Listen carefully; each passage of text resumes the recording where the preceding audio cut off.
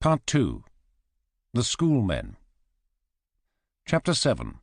The Papacy in the Dark Ages.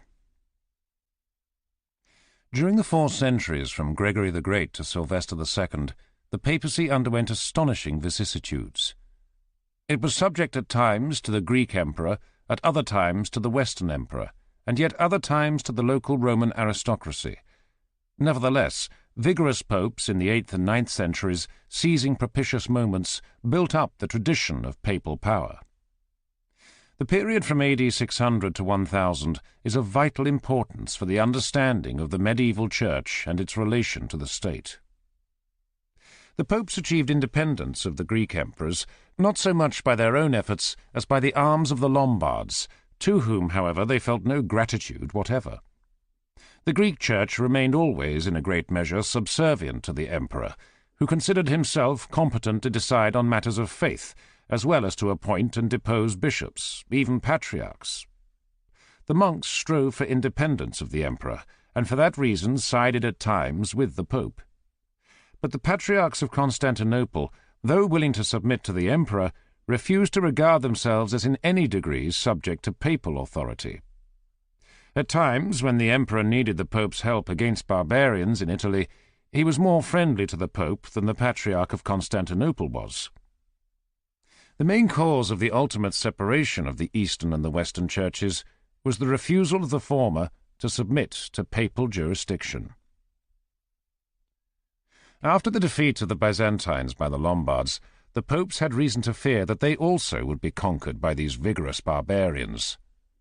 They saved themselves by an alliance with the Franks, who, under Charlemagne, conquered Italy and Germany.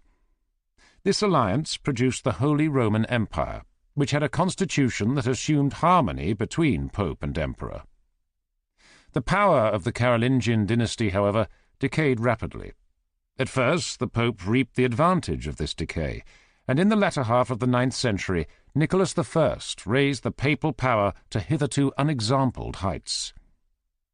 The general anarchy, however, led to the practical independence of the Roman aristocracy, which, in the 10th century, controlled the papacy, with disastrous results.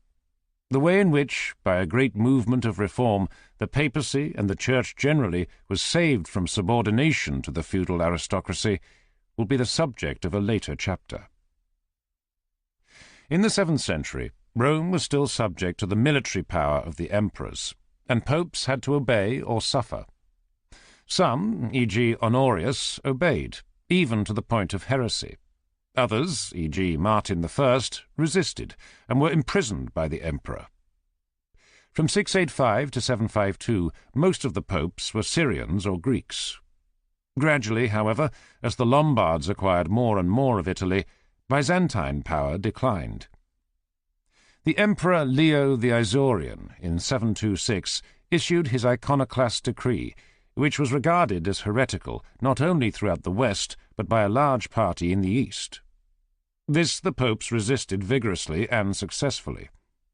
At last, in 787, under the Empress Irene, at first as regent, the East abandoned the iconoclast heresy. Meanwhile, however, events in the West had put an end forever to the control of Byzantium over the papacy. In about the year 751, the Lombards captured Ravenna, the capital of Byzantine Italy. This event, while it exposed the popes to great danger from the Lombards, freed them from all dependence on the Greek emperors. The popes had preferred the Greeks to the Lombards for several reasons. First, the authority of the emperors was legitimate, whereas barbarian kings, unless recognized by the emperors, were regarded as usurpers. Second, the Greeks were civilized. Third, the Lombards were nationalists, whereas the Church retained Roman internationalism. Fourth, the Lombards had been Arians, and some odium still clung to them after their conversion. The Lombards, under King Bertrand, attempted to conquer Rome in 739, and were hotly opposed by Pope Gregory III, who turned to the Franks for aid. The Merovingian kings, the descendants of Clovis, had lost all real power in the Frankish kingdom, which was governed by the mayors of the palace. At this time, the mayor of the palace was an exceptionally vigorous and able man, Charles Martel, like William the Conqueror, a bastard. In 732 he had won the decisive Battle of Tours against the Moors, thereby saving France for Christendom. This should have won him the gratitude of the Church, but financial necessity led him to seize some church lands, which much diminished ecclesiastical appreciation of his merits. However, he and Gregory III both died in 741, and his successor, Pepin, was wholly satisfactory to the Church. Pope Stephen III, in 754, to escape the Lombards, crossed the Alps and visited Pepin, when a bargain was struck which proved highly advantageous to both parties. The Pope needed military protection, but Pepin needed something that only the Pope could bestow: the legitimization of his title as king in place of the last of the Merovingians. In return for this, Pepin bestowed on the Pope Ravenna and all the territory of the former Exarchate in Italy. Since it could not be expected that Constantinople would recognize such a gift, this involved a political severance from the Eastern Empire. If the popes had remained subject to the Greek emperors, the development of the Catholic Church would have been very different. In the Eastern Church, the Patriarch of Constantinople never acquired either that independence of secular authority or that superiority to other ecclesiastics that was achieved by the Pope. Originally, all bishops were considered equal, and to a considerable extent this view persisted in the East. Moreover, there were other Eastern patriarchs, at Alexandria, Antioch, and Jerusalem, whereas the Pope was the only patriarch in the West. This fact, however, lost its importance after the Mohammedan conquest. In the West, but not in the East, the laity were mostly illiterate for many centuries, and this gave the Church an advantage in the West which it did not possess in the East. The prestige of Rome surpassed that of any Eastern city, and it combined the imperial tradition with legends of the martyrdom of Peter and Paul, and of Peter as first pope. The emperor's prestige might have sufficed to cope with that of the Pope, but no Western monarchs could. The Holy Roman emperors were often destitute of real power. Moreover, they only became emperors when the Pope crowned them. For all these reasons, the emancipation of the Pope from Byzantine domination was essential both to the independence of the Church in relation to secular monarchs and to the ultimate establishment of the papal monarchy in the government of the Western Church. Certain documents of great importance, the donation of Constantine and the false decretals, belong to this period. The false decretals need not concern us, but something must be said of the donation of Constantine. In order to give an air of antique legality to Pepin's gift, churchmen forged a document, purporting to be a decree issued by the Emperor Constantine, by which, when he founded the new Rome, he bestowed upon the Pope the old Rome and all its western territories. This bequest, which was the basis of the Pope's temporal power, was accepted as genuine by the whole of the subsequent Middle Ages. It was first rejected as a forgery in the time of the Renaissance by Lorenzo Valla, 1406 to 1457, in 1439. He had written a book on the elegancies of the Latin language, which naturally were absent in a production of the 8th century. Oddly enough, after he had published his book against the donation of Constantine, as well as a treatise in praise of Epicurus, he was made apostolic secretary by Pope Nicholas V, who cared more for Latinity than for the Church. Nicholas V did not, however, propose to give up the states of the Church, though the Pope's title to them had been based upon the supposed donation. The contents of this remarkable document are summarized by C. Delisle Burns as follows. After a summary of the Nicene Creed, the fall of Adam and the birth of Christ, Constantine says he was suffering from leprosy, that doctors were useless, and that he therefore approached the priests of the capital.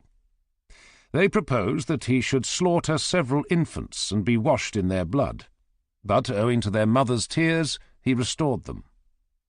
That night Peter and Paul appeared to him, and said that Pope Sylvester was hiding in a cave on Soracte and would cure him.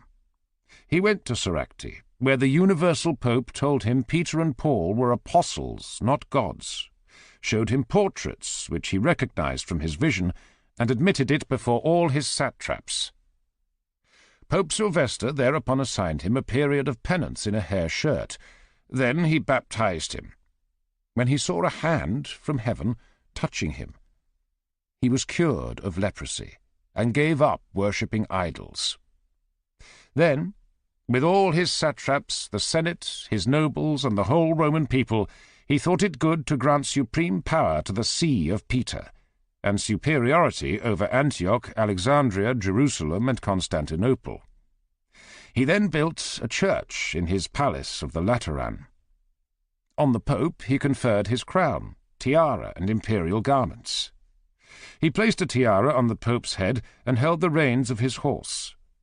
He left to Sylvester and his successors Rome and all the provinces, districts and cities of Italy, and the West to be subject to the Roman Church forever. He then moved east because, where the princedom of bishops and the head of the Christian religion has been established by the heavenly emperor, it is not just that an earthly emperor should have power. The Lombards did not tamely submit to Pepin and the Pope, but in repeated wars with the Franks they were worsted. At last, in 774, Pepin's son, Charlemagne, marched into Italy, completely defeated the Lombards, had himself recognized as their king, and then occupied Rome, where he confirmed Pepin's donation. The popes of his day, Hadrian and Leo III, found it to their advantage to further his schemes in every way. He conquered most of Germany, converted the Saxons by vigorous persecution, and finally, in his own person, revived the Western Empire, being crowned emperor by the Pope in Rome on Christmas Day AD 800. The foundation of the Holy Roman Empire marks an epoch in medieval theory, though much less in medieval practice. The Middle Ages were peculiarly addicted to legal fictions, and until this time the fiction had persisted that the western provinces of the former Roman Empire were still subject, de jure, to the emperor in Constantinople, who was regarded as the sole source of legal authority.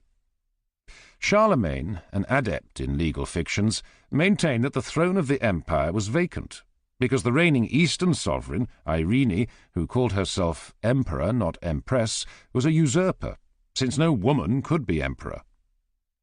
Charles derived his claim to legitimacy from the Pope. There was thus from the first a curious interdependence of Pope and Emperor. No one could be Emperor unless crowned by the Pope in Rome. On the other hand, for some centuries, every strong emperor claimed the right to appoint or depose popes. The medieval theory of legitimate power depended upon both emperor and pope. Their mutual dependence was galling to both, but for centuries inescapable. There was constant friction, with advantage now to one side, now to the other. At last, in the 13th century, the conflict became irreconcilable. The Pope was victorious, but lost moral authority shortly afterwards. The Pope and the Holy Roman Emperor both survived, the Pope to the present day, the Emperor to the time of Napoleon. But the elaborate medieval theory that had been built up concerning their respective powers ceased to be effective during the 15th century. The unity of Christendom, which it maintained, was destroyed by the power of the French, Spanish, and English monarchies in the secular sphere, and by the Reformation in the sphere of religion. The character of Charles the Great and his entourage is thus summed up by Dr. Gerhard Seeliger. Vigorous life was developed at Charles's court. We see there magnificence and genius, but immorality also. For Charles was not particular about the people he drew round him. He himself was no model, and he suffered the greatest license in those whom he liked and found useful. As Holy Emperor he was addressed, though his life exhibited little holiness. He is so addressed by Alcuin, who also praises the Emperor's beautiful daughter, Rodtrude, as distinguished for her virtues, in spite of her having borne a son to Count Roderick of Maine, though not his wife. Charles would not be separated from his daughters. He would not allow their marriage, and he was therefore obliged to accept the consequences. The other daughter, Bertha, also had 2 sons by the pious Abbot Angilbert of Saint-Riquier. In fact, the court of Charles was a centre of very loose life. Charlemagne was a vigorous barbarian, politically in alliance with the Church, but not unduly burdened with personal piety. He could not read or write, but he inaugurated a literary renaissance. He was dissolute in his life and unduly fond of his daughters, but he did all in his power to promote holy living among his subjects. He, like his father Pepin, made skilful use of the zeal of missionaries to promote his influence in Germany, but he saw to it that popes obeyed his orders. They did this the more willingly because Rome had become a barbarous city, in which the person of the pope was not safe without external protection, and papal elections had degenerated into disorderly faction fights. In 799, local enemies seized the pope, imprisoned him, and threatened to blind him.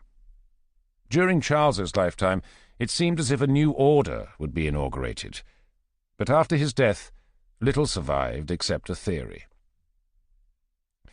The gains of the Church, and more particularly of the Papacy, were more solid than those of the Western Empire.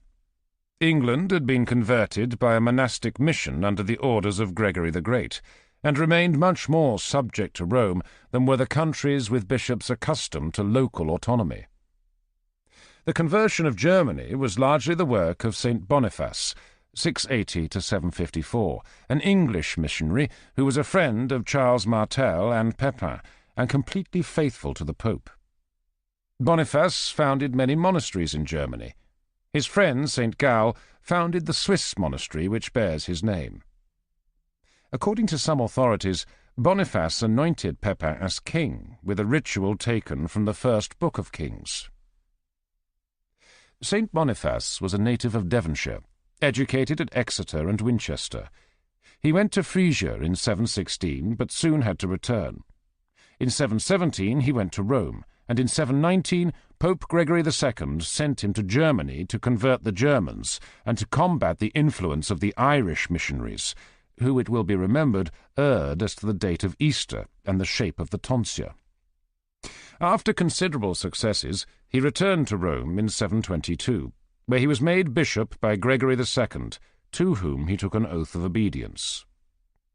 The Pope gave him a letter to Charles Martel, and charged him to suppress heresy, in addition to converting the heathen. In 732 he became archbishop. In 738 he visited Rome a 3rd time. In 741 Pope Zacharias made him legate, and charged him to reform the Frankish Church. He founded the Abbey of Fulda, to which he gave a rule stricter than the Benedictine. Then he had a controversy with an Irish bishop of Salzburg named Virgil, who maintained that there are other worlds than ours, but was nevertheless canonized. In 754, after returning to Frisia, Boniface and his companions were massacred by the heathen.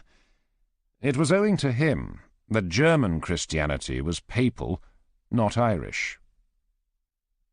English monasteries, particularly those of Yorkshire, were of great importance at this time. Such civilization as had existed in Roman Britain had disappeared, and the new civilization introduced by Christian missionaries centred almost entirely around the Benedictine abbeys, which owed everything directly to Rome. The Venerable Bede was a monk at Jarrow. His pupil, Ecbert, first Archbishop of York, founded a cathedral school, where Alcuin was educated. Alcuin is an important figure in the culture of the time. He went to Rome in 780, and in the course of his journey met Charlemagne at Parma. The emperor employed him to teach Latin to the Franks and to educate the royal family. He spent a considerable part of his life at the court of Charlemagne, engaged in teaching and in founding schools. At the end of his life, he was abbot of St. Martin's at Tours. He wrote a number of books, including a verse history of the church at York.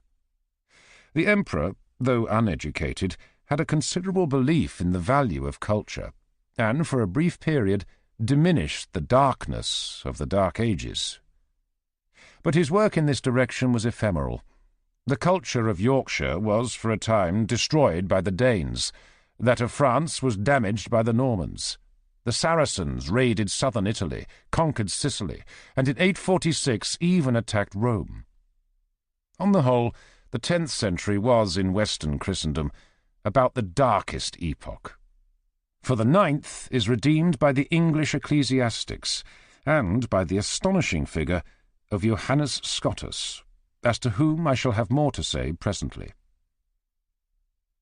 The decay of Carolingian power after the death of Charlemagne and the division of his empire redounded at first to the advantage of the papacy.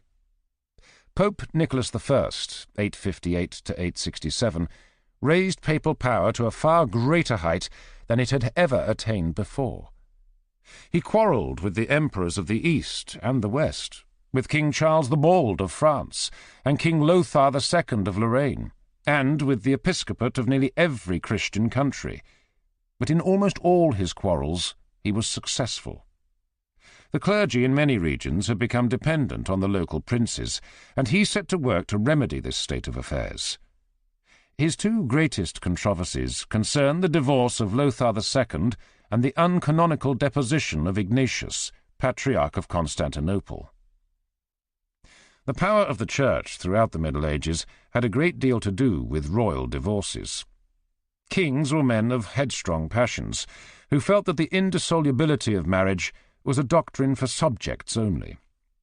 The Church, however, could alone solemnize a marriage, and if the Church declared a marriage invalid, a disputed succession and a dynastic war were very likely to result. The Church, therefore, was in a very strong position in opposing royal divorces and irregular marriages. In England, it lost this position under Henry VIII, but recovered it under Edward VIII. When Lothar II demanded a divorce, the clergy of his kingdom agreed. Pope Nicholas, however, deposed the bishops who had acquiesced and totally refused to admit the king's plea for divorce. Lothar's brother, the Emperor Louis II, thereupon marched on Rome with the intention of overawing the Pope, but superstitious terrors prevailed, and he retired. In the end, the Pope's will was victorious. The business of the Patriarch Ignatius was interesting, as showing that the Pope could still assert himself in the East. Ignatius, who was obnoxious to the regent Bardas, was deposed, and Photius, hitherto a layman, was elevated to his place. The Byzantine government asked the Pope to sanction this proceeding. He sent 2 legates to inquire into the matter. When they arrived in Constantinople, they were terrorized and gave their assent. For some time the facts were concealed from the Pope, but when he came to know them, he took a high line. He summoned a council in Rome to consider the question. He deposed one of the legates from his bishopric, and also the Archbishop of Syracuse, who had consecrated Photius. He anathematized Photius, deposed all whom he had ordained, and restored all who had been deposed for opposing him. The Emperor Michael III was furious, and wrote the Pope an angry letter, but the Pope replied, "The day of king priests and emperor pontiffs is past. Christianity has separated the two functions, and Christian emperors have need of the Pope in view of the life eternal, whereas popes have no need of emperors except as regards temporal things." Photius and the emperor retorted by summoning a council, which excommunicated the Pope and declared the Roman Church heretical. Soon after this, however, Michael III was murdered, and his successor, Basil, restored Ignatius, explicitly recognizing papal jurisdiction in the matter. This triumph happened just after the death of Nicholas, and was attributable almost entirely to the accidents of palace revolutions. After the death of Ignatius, Photius again became patriarch, and the split between the Eastern and the Western churches was widened. Thus it cannot be said that Nicholas's policy in this matter was victorious in the long run. Nicholas had almost more difficulty in imposing his will upon the episcopate than upon kings. Archbishops had come to consider themselves very great men, and they were reluctant to submit tamely to an ecclesiastical monarch. He maintained, however, that bishops owe their existence to the Pope, and while he lived he succeeded, on the whole, in making this view prevail. There was, throughout these centuries, great doubt as to how bishops should be appointed. Originally, they were elected by the acclamation of the faithful in their cathedral city, then frequently by a synod of neighbouring bishops, then sometimes by the king, and sometimes by the Pope. Bishops could be deposed for grave causes, but it was not clear whether they should be tried by the Pope or by a provincial synod. All these uncertainties made the powers of an office dependent upon the energy and astuteness of its holders. Nicholas stretched papal power to the utmost limits of which it was then capable. Under his successors, it sank again to a very low ebb. During the 10th century, the papacy was completely under the control of the local Roman aristocracy. There was as yet no fixed rule as to the election of popes. Sometimes they owed their elevation to popular acclaim, sometimes to emperors or kings, and sometimes, as in the 10th century, to the holders of local urban power in Rome. Rome was at this time not a civilized city, as it had still been in the time of Gregory the Great.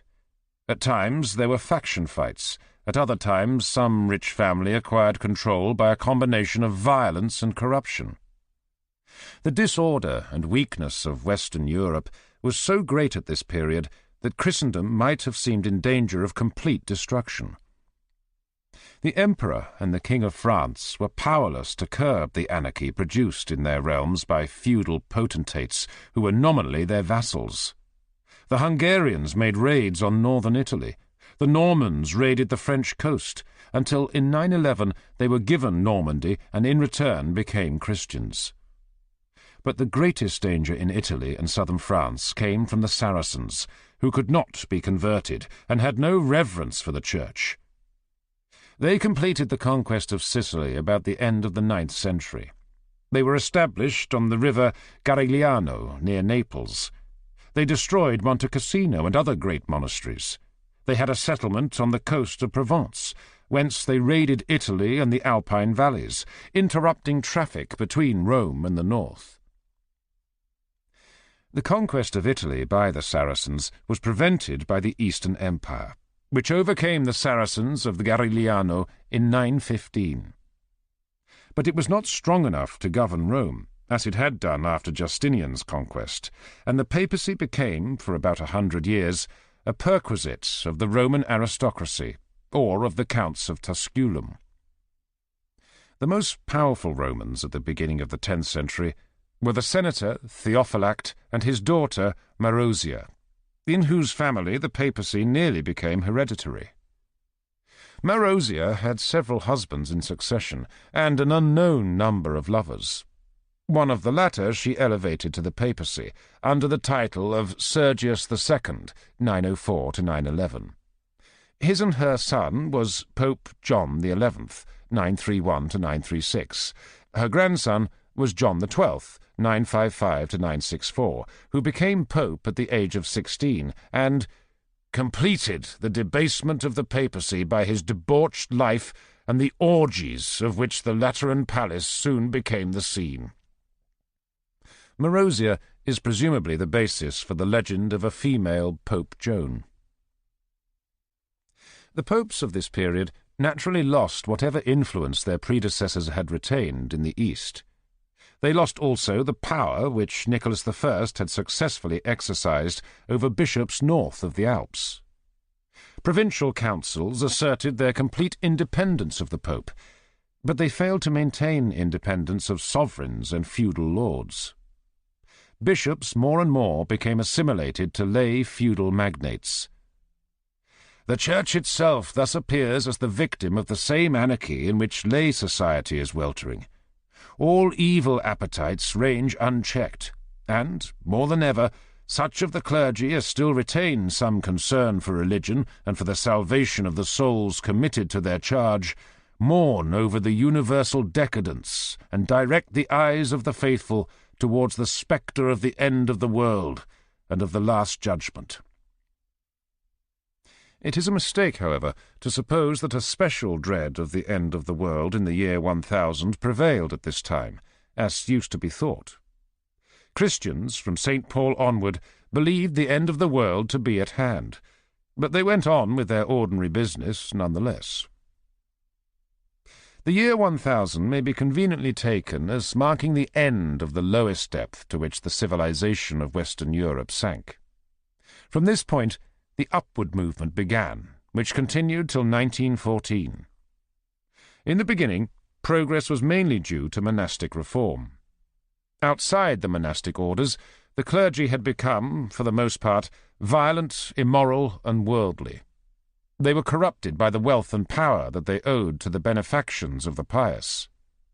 The same thing happened over and over again, even to the monastic orders, but reformers, with new zeal, revived their moral force as often as it had decayed.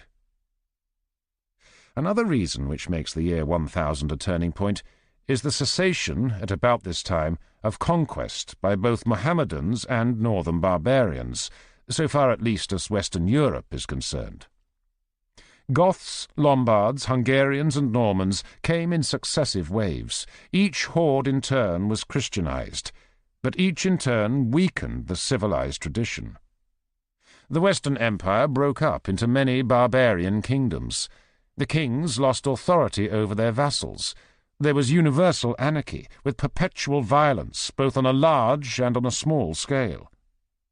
At last, all the races of vigorous northern conquerors had been converted to Christianity, and had acquired settled habitations. The Normans, who were the last comers, proved peculiarly capable of civilization. They reconquered Sicily from the Saracens, and made Italy safe from the Mohammedans. They brought England back into the Roman world, from which the Danes had largely excluded it. Once settled in Normandy, they allowed France to revive, and helped materially in the process.